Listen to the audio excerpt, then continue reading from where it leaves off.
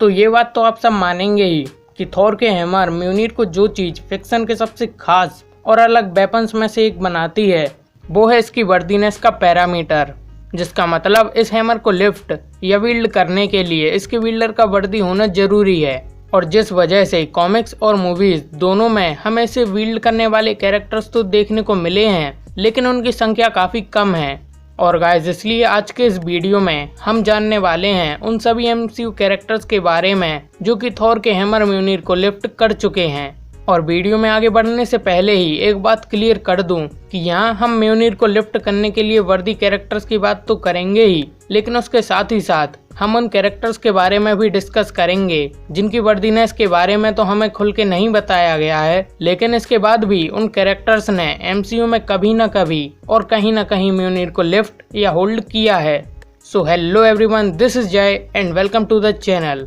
और अब इस सब कॉन्टेक्स्ट और इम्पोर्टेंट इन्फो के बाद चलिए मेन वीडियो को शुरू करते हैं।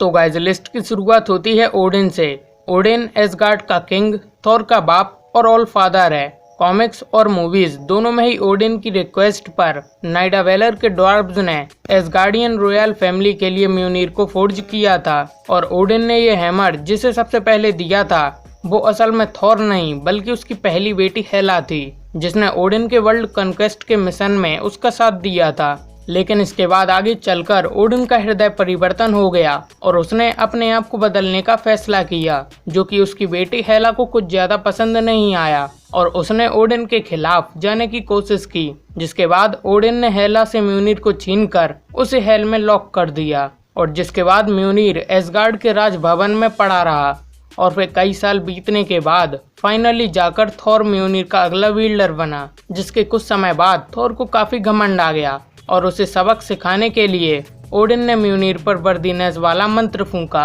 और अगर आप इस वीडियो को देख रहे हैं तो ये जाहिर सी बात है कि आप थॉर और उसके म्यूनिर के साथ किए गए कारनामों के बारे में जानते ही होंगे। और इसलिए अब थॉर और म्यूनिर की प्रेम कहानी में ना पड़ते हुए हम इस लिस्ट की अगली कैरेक्टर की ओर बढ़ते हैं, जो कि है टोनी और ब्रूस बैनर का बनाया हुआ ह्यूमनॉइड एआई रोबोट विजन, और जिसे बनाने में असल में थॉर और अल्ट्रॉन का भी इन दोनों के बराबर का हाथ और साथ था। और ये हमें एज ऑफ अल्ट्रॉन मूवी में देखने को मिला था, जहां एक सीन में सभी के बीच विजन को लेकर चल रही बहस के दौरान विजन थॉर के हैमर म्यूनिर को इजीली लिफ्ट कर लेता है, और जिसे देखकर सभी को विजन पर यकीन हो जाता है, क्योंकि मूवी में हमें इससे पहले ही दिखाया जाता है कि थॉर को छोड़कर एवेंजर्स का और कोई भी मेंबर म्यूनिर को लिफ्ट करने के लिए वर्दी नहीं होता है। और इसलिए विजन का ऐसा कर पाने की वजह से सबको लगता है कि वो अल्ट्रॉन की तरह इविल नहीं बल्कि एक देव रोबोट है। अब अभी तक विजन के म्यूनिर को लिफ्ट कर पाने के पीछे के रीजन को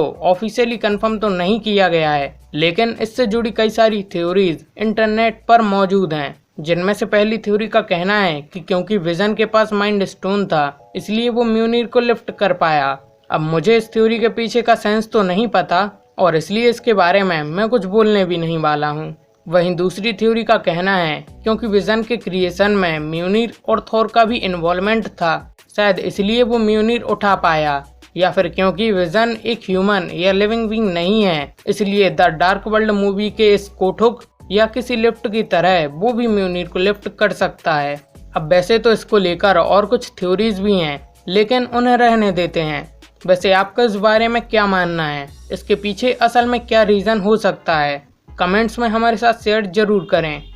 और अब फाइनली आता है इस लिस्ट का लास्ट कैरेक्टर, जो कि है none other than Captain America, जिसने एंड गेम में म्यूनिर को थॉर की ही तरह समन करके यूज किया था। और इस लिस्ट से थॉर को छोड़कर हमने अभी तक जितने भी कैरेक्टर्स की बात की है उनमें से सिर्फ कैप्टन अमेरिका ही म्यूनिर को लिफ्ट करने के लिए ट्रूली वर्दी है, और उन्होंने इसे लिफ्ट तो किया ही था, लेकिन इसके साथ ही साथ थॉर की थंडर पावर्स का भी यूज किया था। और एंड गेम के बाद रूसो ब्रदर्स ने ये भी रिवील किया था कि कैप्टन अमेरिका असल में हमेशा से वर्दी था, और उसने एज ऑफ अल्ट्रॉन मूवी में म्यूनिर सिर्फ इसलिए लिफ्ट नहीं किया था क्योंकि वो थॉर को सबके सामने एम्बेरस नहीं करना चाहता था।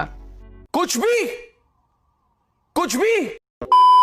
अब इन रूसो भाइयों के स्टेटमेंट्स तो हमेशा इधर उधर होते रहते हैं और इसलिए मैं आप सबसे जानना चाहूँगा कि इस बारे में आपके क्या विचार्स और थ्योरीज हैं। नीचे कमेंट जरूर करें।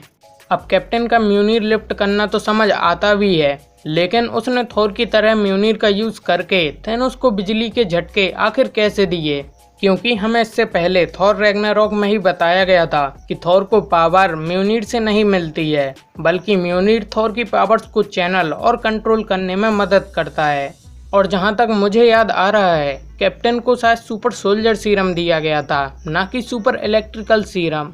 और अगर आपको कैप्टन के लाइटनिंग पावर्स को यूज़ कर पाने का रीज़न पता है या मैंने कोई चीज़ मिस कर दी है तो उसके बारे में मुझे ज़रूर बता देना।